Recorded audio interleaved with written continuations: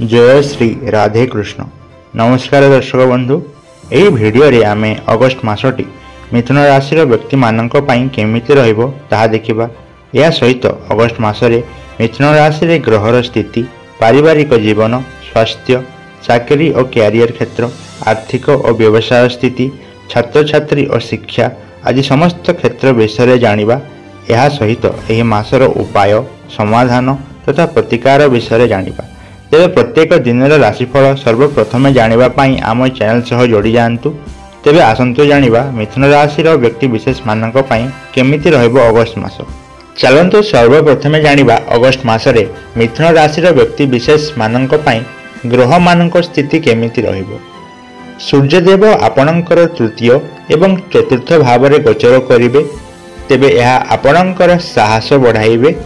ता सहित पारिवारिक जीवन रे आपण सक्रिय रहिबे। जदि बुधदेव स्थिति देखिबा तेबे यह आपणक राशि रे ही विराजमान रहिबे। सेहीपरि मंगलदेव आपणक द्वितीय भाव में विराजमान रहिबे। तेणु आपणको आपणक बाणी एवं आर्थिक क्षेत्र में सावधान रहिबाको पड़िबो। सेहीपरि शुक्रदेव आपणक तृतीय भाव में विराजमान करुछंती। तेणु कौनसी यात्रा, मनोरंजन पूर्ण कार्य करिपारंती एवं भाई भौणी सह भल टाइम स्पेंड करें। सेहीपरि शनिदेव आपणक राशि नवम भाव में सक्रिय रही। तेणु भाग्य आपणक एही मासरे समस्या सृष्टि करिपारे, किंतु परिश्रम कले तार फल आपणक मिलियो। सेहीपरि राहु आपणक दशम भाव में विराजमान होइकरी कैरियर रे अचानक किछि परिवर्तन आनी पारंती। सेहीपरि केतु आपणक चतुर्थ भाव में विराजमान होई घर परिवार रे अशांति किंबा मानसिक चिंता आदि देखा जाई पारे। एबे आसंतु जानिबा मिथुन राशि व्यक्ति विशेष मानक पई पारिवारिक जीवन अगस्ट मासरे किपरि रहिबो। तेबे अगस्ट मासरे आपणक पारिवारिक जीवन मिश्रित देखा जिवो। आपणक घरे वयोज्येष्ठ व्यक्तिंक स्वास्थ्य अवस्था को नहीं चिंता रे रहि पारंती, किंतु संतान पक्षरु आपणकु शुभ समाचार मिलिबो। जदि आपणक छोट किंबा बड़ भाई भौणी अछंती तेबे तांको सहित अधिक मेलजोल बढ़िबो एवं साथीरे यात्रा करिवार योजना मध्य बनि पारे। चलंतु जानिबा एही मासरे आपणक स्वास्थ्य अवस्था किपरि रहिबो। एही मासरे बेक, बाणी, पाचन और त्वचा सहित संबंधी आपणक समस्या देखा दे पारे। खाद्यपान रे नियंत्रण रखिबाकू हेबो। पर्याप्त निद्रा नियंतु। मानसिक चिंतारू दूर रे रहिबा पई नियमित ध्यान एवं योग करंतु। तेबे चलंतु जानिबा अगस्ट मासरे मिथुन राशि व्यक्ति विशेष मानक पई आर्थिक स्थिति केमिति रहिबो। मासिक राशिफल अनुसार धन आगमन रो नवा स्रोत बनि पारे, किंतु खर्च मध्य अगस्ट मासरे बढ़िबो। तेणु करी अनावश्यक खर्चरू आपण बंचंतु। वाहन किंबा घर संबंधी आपणक खर्च होई पारे। चलंतु जानिबा व्यवसाय एवं चाकरी करुवा व्यक्ति विशेष मानक पई अगस्ट मासटी केमिति रहिबो। मासिक राशिफल अनुसार कार्य क्षेत्र में आपनकु नवा दायित्व मिल पारे। जो माने निजर चाकरी को बदलाइबा पई चाहुछंती सेमानंक पई अगस्ट मासटी शुभ रहिछि। सेपरि व्यापार रे किछि नवा आरंभ करिबा पई चाहुथिले भलो करी योजना बनांतु, तापरे ताहाकु करंतु।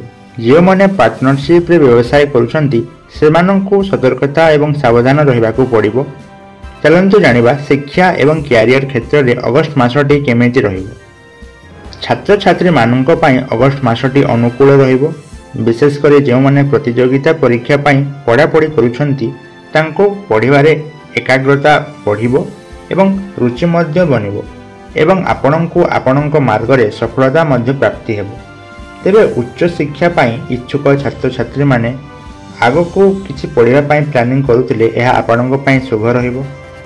तेबे अगस्ट मास मिथुन राशि व्यक्ति विशेष मानक पई शुभ दिन माने हेले 5 तारिख, 9 तारिख, 14 तारिख, 18 तारिख, 23 तारिख एवं 27 तारिख। सेहीपरि आपण मानक पई सावधान रहिबा पई तारिख माने हेले 7 तारिख, 13 तारिख, 19 तारिख, 25 तारिख एवं 31 तारिख।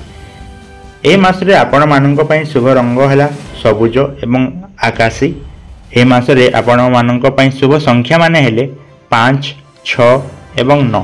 चलंतु जानिबा एही मासरे आपण कोन उपाय कले समस्त ସମସ୍ୟାର ସମାଧାନ ହେବ।